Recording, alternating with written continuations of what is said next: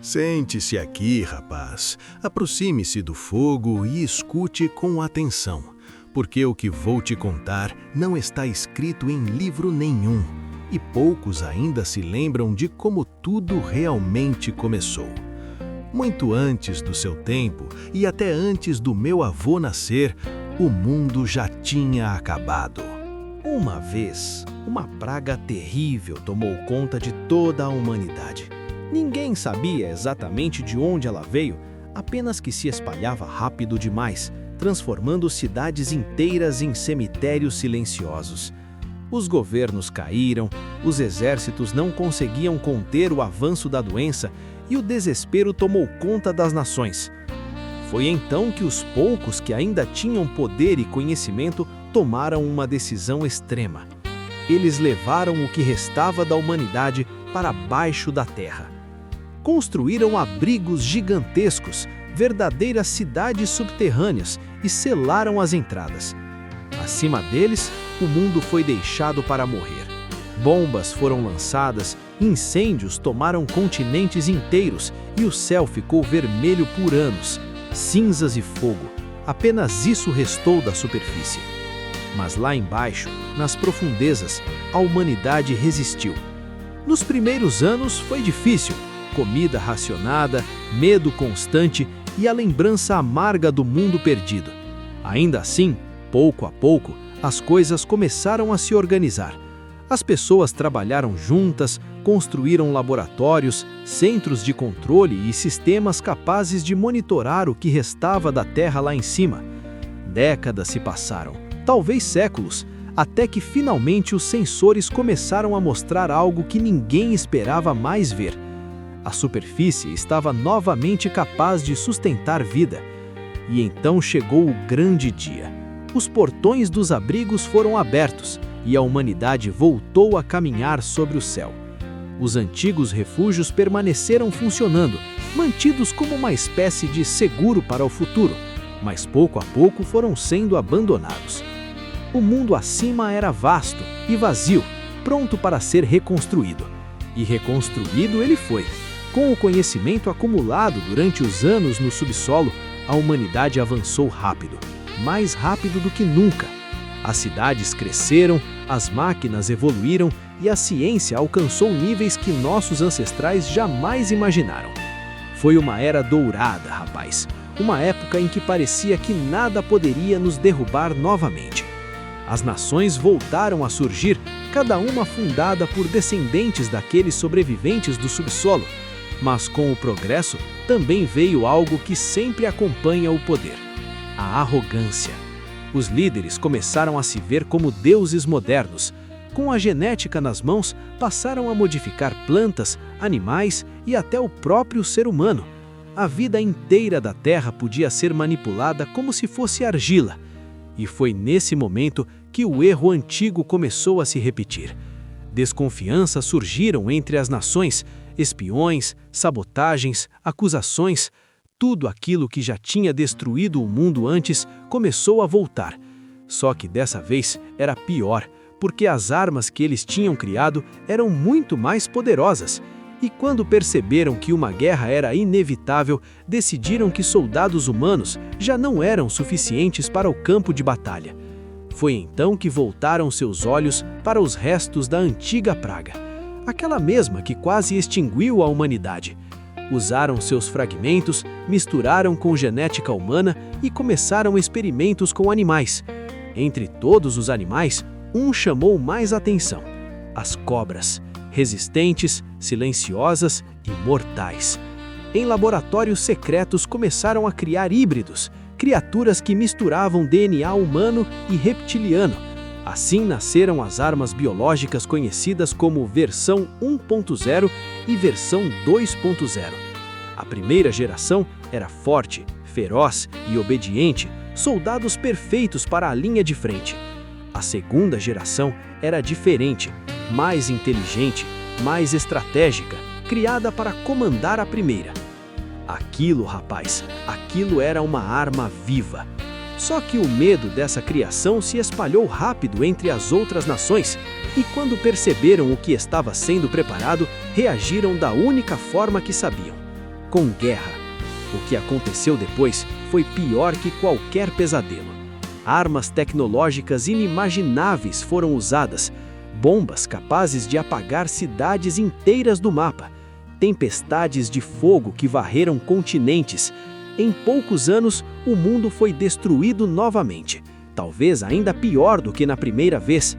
As grandes nações desapareceram e os poucos sobreviventes que restaram eram pessoas simples, assustadas e sem acesso ao conhecimento antigo. E foi nesse momento que o medo tomou conta de tudo.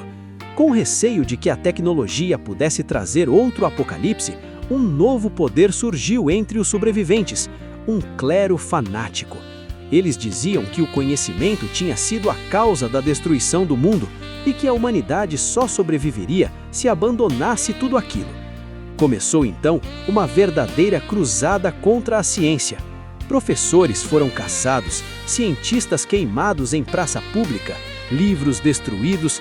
Qualquer pessoa que demonstrasse saber demais era acusada de heresia e executada. Assim começou uma nova era de trevas, talvez a mais cruel de todas. Durante muitos anos, o mundo viveu sob esse domínio. As pessoas eram mantidas ignorantes, vivendo como camponeses da Idade Média, enquanto os líderes religiosos controlavam tudo através do medo. Mas o ser humano, bem, ele sempre acaba reagindo. Os marginalizados, os pobres, aqueles que eram tratados como descartáveis, começaram a se revoltar. Pequenos levantes surgiram primeiro, depois vieram batalhas maiores e, quando perceberam, uma guerra gigantesca já estava acontecendo contra o clero fanático. Foi uma guerra longa e sangrenta, rapaz, mas no final, os rebeldes venceram. O clero foi exterminado, suas igrejas destruídas e suas leis esquecidas. Só que a vitória teve um preço enorme.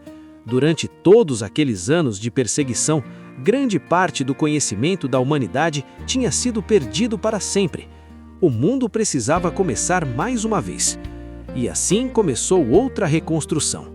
Lentamente, com dificuldade, as pessoas voltaram a estudar máquinas antigas, ferramentas esquecidas e tecnologias quebradas encontradas entre as ruínas. Usando engenharia reversa e muita tentativa e erro, conseguiram recuperar parte do que havia sido perdido, mas nunca voltaram ao nível antigo. O mundo que surgiu disso era estranho, uma mistura de eras. Algumas cidades pareciam viver entre os anos de 1600 e 1938, usando armas de pólvora negra, máquinas a vapor e motores simples. No centro desse novo mundo surgiu uma grande cidadela, o coração da reconstrução humana. Dali partiam caravanas chamadas trades, viajantes que percorriam terras destruídas, recolhendo peças antigas, metais e qualquer tecnologia que pudesse ser reutilizada.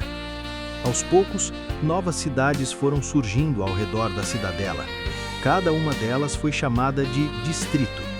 E conforme cresciam, cada distrito se especializava em algo: agricultura, metalurgia, armas, medicina, até que chegaram a existir 26 distritos diferentes. Parecia que finalmente a humanidade estava encontrando um equilíbrio. Mas então, durante uma das expedições de busca, algo foi encontrado. Algo que ninguém conseguia explicar. Artefatos antigos, máquinas ou dispositivos criados pelos povos do passado, coisas tão avançadas que pareciam magia. O problema é que o uso deles era perigoso demais. Alguns explodiam, outros causavam efeitos estranhos que ninguém compreendia. Quando a cidadela percebeu o risco, decidiu agir imediatamente.